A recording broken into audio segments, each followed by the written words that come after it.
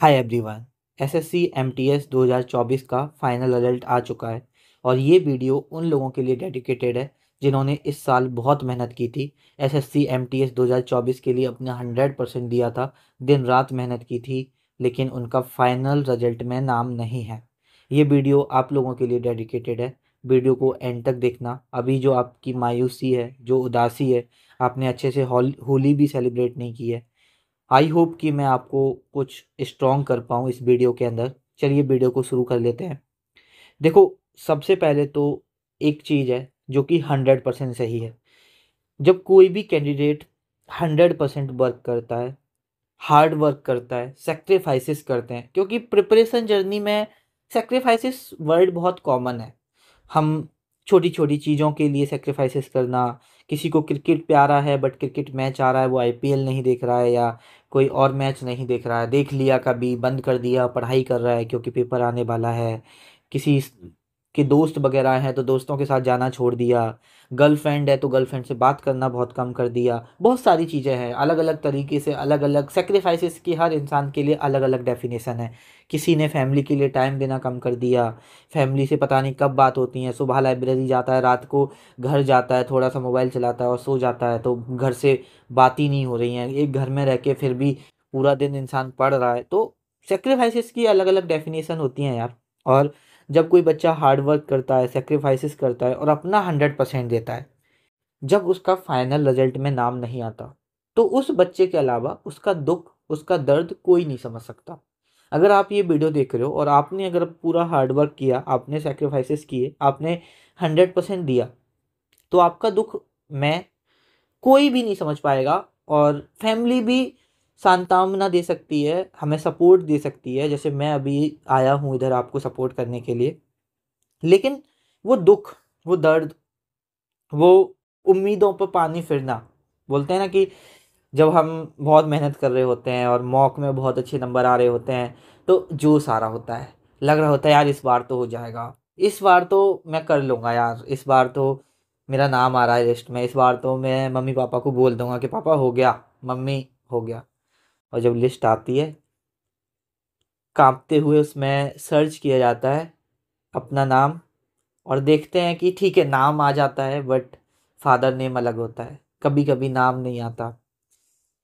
फिर 10 बार चेक करते हैं, रोल नंबर से चेक करते हैं, अलग अलग चीज़ों से चेक करते हैं, लेकिन फाइनल जाके उस लिस्ट में नाम नहीं होता है। वो बहुत दुख का टाइम होता है। वो वो तोड़ के रख देता है। देखो, हर किसी को, हर कोई नहीं टूटता, लेकिन जिसके पास उम्मीदों का बोझ होता है, जिसके पास रेस्पॉन्सिबिलिटीज आने वाली होती हैं, जिसके पास 2-3 साल से तैयारी कर रहा है, कुछ नहीं हाथ लग रहा है, जो हार्ड वर्क कर रहा है, जो सीरियसली यार जिसको लगता था कि उसका हो जाएगा, उसको तोड़ देता है यार वो मोमेंट। वो वो मजबूर हो जाता है कि यार मुझे अब आगे पढ़ना चाहिए या नहीं पढ़ना चाहिए, अब मुझे क्या करना चाहिए, मुझे अगले एग्ज़ाम के लिए पढ़ना चाहिए, अगले एग्ज़ाम के लिए तैयारी करनी चाहिए, नहीं करनी चाहिए। बहुत सारे सवाल हैं जो आगे खड़े हो जाते हैं आके।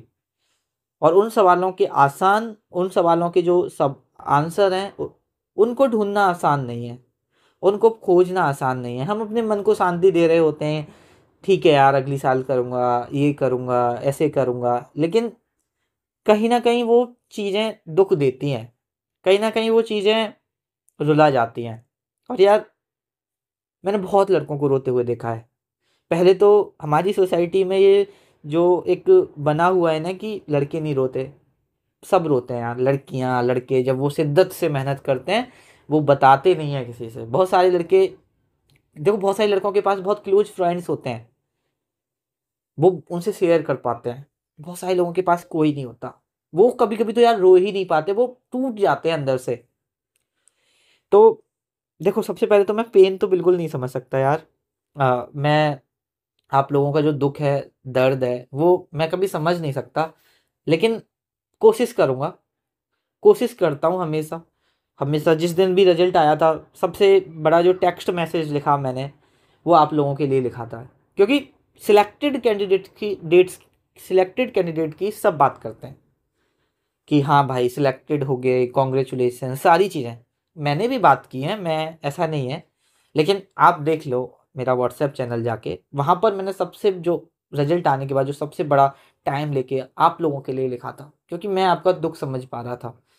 मैं मैं समझ पा रहा हूँ कि जिसका नहीं होता यार, ऐसा नहीं है कि उसने मेहनत नहीं की, ऐसा नहीं है कि जिसका हो गया वो बहुत होशियार था, जिसका नहीं हुआ वो होशियार नहीं है। ये बहुत गलत है भाई। लक मैटर करता है कि देखो एमटीएस में तो बहुत ज़्यादा लक मैटर करता है, साथ में कोई भी एग्जाम दो, लक तो हर एग्जाम में मैटर करता है। सीजीएल जैसे एग्जाम को उठा के देख लो, आज कितने बच्चे रो रहे हैं और कितने बच्चों का लक के बेसिस पे फाइनल सिलेक्शन हो गया।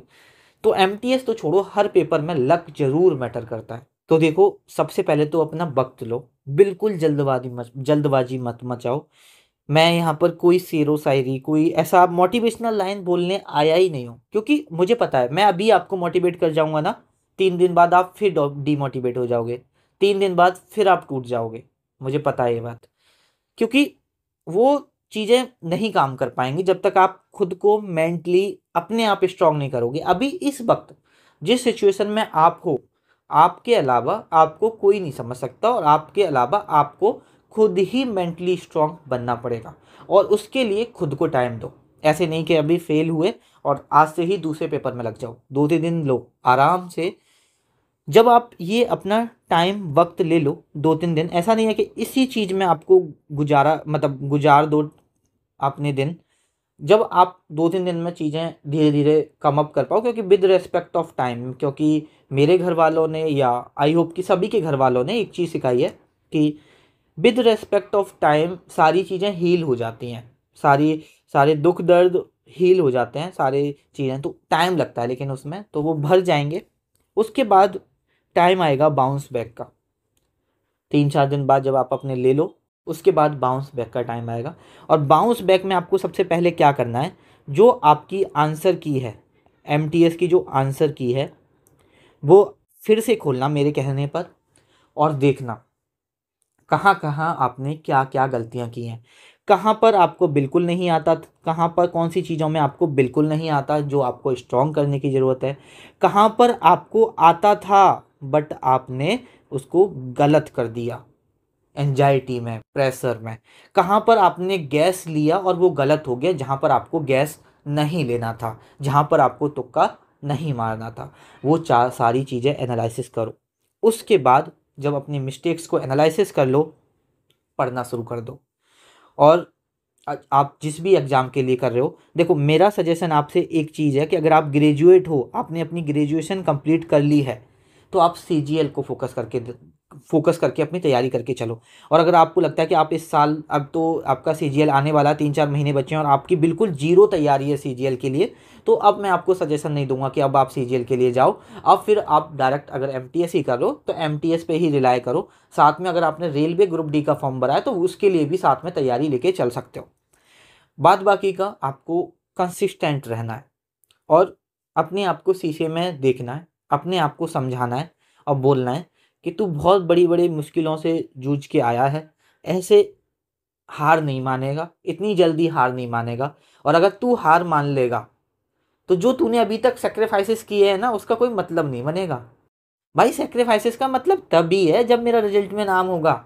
अपने आप को, अपने दिमाग को वो चीज़ें बताओ कि मेरा, जब तक मैं सेक्रीफाइसेस कर रहा हूँ, मेरा जो सेक्रीफाइसेस हैं, उन सेक्रीफाइसेस की वैल्यू तभी है जब मेरा रिजल्ट में, जब मेरा पीडीएफ में फाइनल नाम है। और जिस दिन फाइनल नाम होगा उस दिन सारे सेक्रीफाइसेस वसूल हो जाएंगे। ये जो आज फेलियर मिला है ना, ये भी वसूल हो जाएगा जिस दिन फाइनल रिजल्ट में आपका नाम होगा। तो अपने आप को बोलो कि यार अगर आज मैं हार मान लूंगा ना, तो मैं अपनी जो सेक्रीफाइसेस हैं उनको तो, मेरे तो वो वैसे ही चले गए, आज तक की जो मेहनत है वो तो बेकार चली गई, उसे बेकार थोड़ी नहीं जाने दूंगा। मैं बाउंस बैक करूंगा, मैं कंसिस्टेंट रहूंगा। मेरी लास्ट टाइम गलती थी, मैं कंसिस्टेंट नहीं रह पाया, मैं डेली 4-5 घंटे नहीं पढ़ पाया, डेली 6 घंटे पढ़ाई को नहीं दे पाया। पेपर टाइम 1 महीने पहले मैंने पढ़ा ही नहीं। इस बार मैं वो गलतियां नहीं करूंगा, इस बार वो मैं गलतियां सुधारूंगा। जो मेरे अंदर खामियां थी, जो मेरे अंदर मिस्टेक्स थी, मैं मॉक नहीं लगाता था, मैंने प्रैक्टिस नहीं करी। फाइनल सिलेक्शन में सबसे ज़्यादा इम्पोर्टेंट होता है प्रैक्टिस करना।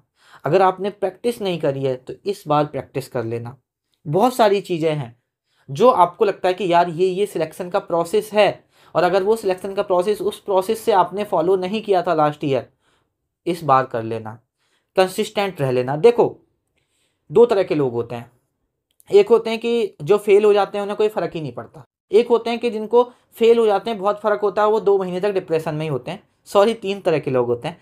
और थर्ड तरह के वो लोग होते हैं जो फेल होते हैं, 2-3 दिन मायूस होते हैं, उन्हें बहुत बुरा लग रहा होता है, फिर वो बाउंस बैक करते हैं और बाउंस बैक करके फिर अपनी गलतियों पे काम करते हैं। अब आपके ऊपर है, आप अपनी जो आप फेलियर मिला है उसको लेके रोते रहो ज़िंदगी भर, 1 साल, 6 महीने, 3 महीने, 2 महीने ऐसे ही निकाल दो। अपना फेलियर्स का जो रोना है उसको लेके लगे रहो। या अगर आपको ऐसा नहीं करना है, जो मेन चीज़ जो आपको करनी चाहिए वो ये है कि अपनी गलतियों पे काम करो, अपनी गलतियाँ सुधारो, और जो आपने गलतियाँ करी हैं उन गलतियों पे काम करने के बाद उन चीज़ों को इम्प्रूवमेंट करो। तो यही आपको करना है। आपको ठीक है, टाइम लो, लेकिन 2-3 महीने सिर्फ रोने में नहीं निकाल देना है। एक रियल कैंडिडेट, एक हार्ड वर्किंग कैंडिडेट वही होता है जो ठीक है अभी फेलियर मिला है तो वो मुझे फेस करना है, उसके लिए मुझे मेंटली स्ट्रांग होने में टाइम लगेगा, बट जब मैं एक बार बाउंस बैक कर लूँगा, जब मैं एक बार कम बैक कर लूँगा, फिर मैं अपनी गलतियों पे काम करूँगा। फिर मैं पिछली बार की तरह जो मेरी इनकंसिस्टेंसी थी, अगर मैं फिर भी वही कर रहा हूँ तो मुझसे ज़्यादा पागल कोई व्यक्ति नहीं है। मुझसे फिर तो मैं ढोंग करता हूँ, फिर तो मैं रोने का ढोंग करता हूँ, फिर तो मैं सारी चीज़ों का ढोंग करता हूँ। हाँ, अगर आप फेल हुए हो और आप 2-4 दिन बाद कंसिस्टेंट होके पढ़ सकते हो, अगर आप अच्छे से मेहनत कर सकते हो, जो पहले मिस्टेक की थी वो इस बार आप मिस्टेक नहीं करना, तो भाई आपका सिलेक्शन इस साल किसी ना किसी एग्ज़ाम में ज़रूर हो जाएगा। अपने ऊपर भरोसा रखो, और सबसे ज़्यादा ज़रूरी होता है सेल्फ बिलीव। अगर एक इंसान का सेल्फ बिलीव टूट जाता है ना, तो वो फिर लाइफ में कुछ कर ही नहीं पाता।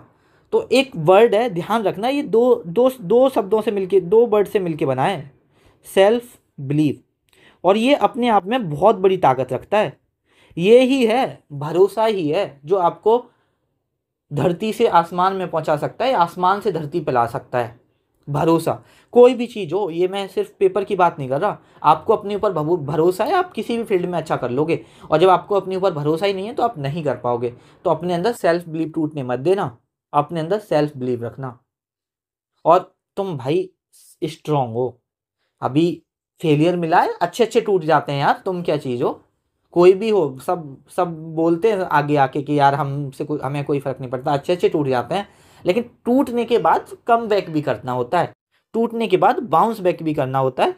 और टूटने के बाद ऐसा बाउंस बैक करना होता है कि आप भी सोचो यार, इतना मैं कैसे पढ़ सकता हूँ, इतनी मेहनत मैं कैसे कर सकता हूँ, इतना मुझे, जब आपको खुद पे लगने लग जाए यार इतनी मेहनत मैंने शायद कभी, आपने जीवन में पहले उतनी मेहनत नहीं की, उतनी मेहनत करनी है। और ऐसा नहीं है कि मेहनत ऐसा है कि आपको 12-12 घंटे पढ़ना है।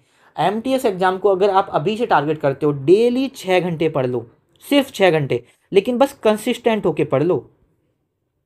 आपका 100% सिलेक्शन ना हो जाए तो मुझसे आके बोलना, चलो ठीक है, 1% ऐसा होता है कि लक पे डिपेंड है, लेकिन इस साल अगर 2-3 फॉर्म भरे होंगे तो किसी ना किसी में आपका 100% हो जाएगा, ये मैं लिख के दे रहा हूँ आपको। तो अभी अपना टाइम लो, बाद बाकी का बाउंस बैक करना, अपनी मिस्टेक्स पे काम करना, और इस साल अच्छे से मेहनत करना। और आप स्ट्रांग हो, आप भरोसा रखो, आप कर सकते हो। और अगर ये भरोसा है तो आपसे बेटर कोई है ही नहीं, बस ये चीज़ ध्यान रखो। आप बेस्ट हो, आप अपने आप में बेस्ट हो। आपसे मुलाकात होगी किसी नेक्स्ट वीडियो में। आप ना इस वक्त सबसे ज़्यादा ध्यान रखो, अपनी फैमिली के साथ रहो, थोड़ा टाइम स्पेंड करो, अच्छा लगेगा।